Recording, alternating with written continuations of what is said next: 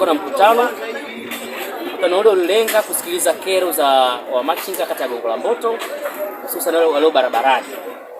Na kwa namna moja au nyingine nazipongeza jitihada za Mheshimiwa Rais Samia Suluhu Hassan kwa kuona nia na uhitaji wa Gongo la Mboto kupata soko la kisasa.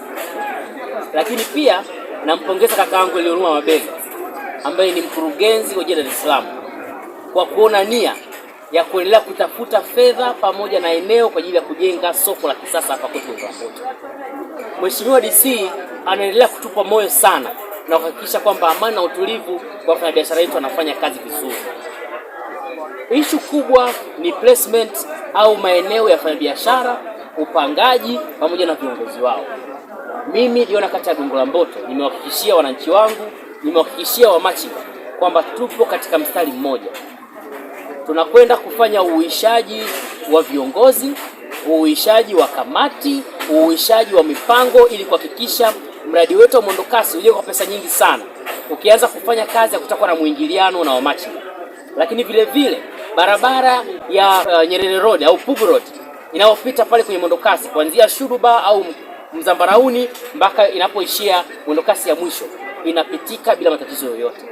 Na nimshukuru sana Mheshimiwa Rais kwa kuona uhitaji wa mwendokasi hapa kwetu.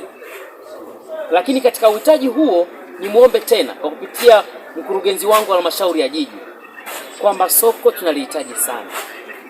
Soko ndio tutakuwa mwarobaini wa changamoto hizi zote hapa barabarani.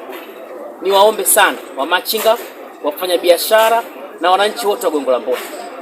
Twende tukapeane support, tukapeane moyo, tukashirikishane na tuone kwamba Gongo la Mboto ni ya kwetu wote. Tushirikiane kwenye kuipanga. Na mwisho wa siku Mheshimiwa Rais na Mheshimiwa mkurugenzi wakipata fungu na eneo likapatikana, basi twende kwenye ujenzi wa soko. Na huo ndio utakuwa mwarobaini wa changamoto za barabarani na wamachinga wangu wa Gongo la Mboto. Unajua kitu cha kwanza kwenye taasisi yoyote, hususan hizi ambazo zimesajiliwa na viongozi au vina uongozi lakini imesajiliwa na mambo ya ndani, taasisi za asasi. Mara nyingi unakuwa na migogoro sana ambayo yanahusiana na mambo ya fedha labda au kutokuwa na uwajibikaji. Mimi ni washauri taasisi zote zilizopo kwenye kata yangu na zile ambazo wanaweza kunisikia kwa nafasi yao waone umuhimu wa kuwa accountable.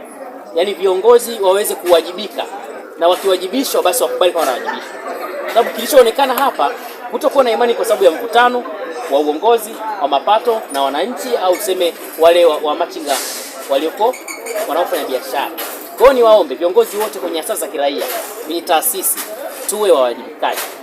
Tukosolewe, tukubali kukosolewa na turekebishe kulipo na makosa.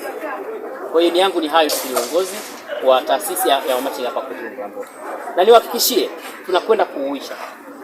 Na ndio maana tumekuja na initiative au mkakati wa kuunda kamati ambayo itaenda kuratibu moja masuala ya fedha na ukusanyaji wa ada na za ulinzi kwa wamachinga wote na meza zote.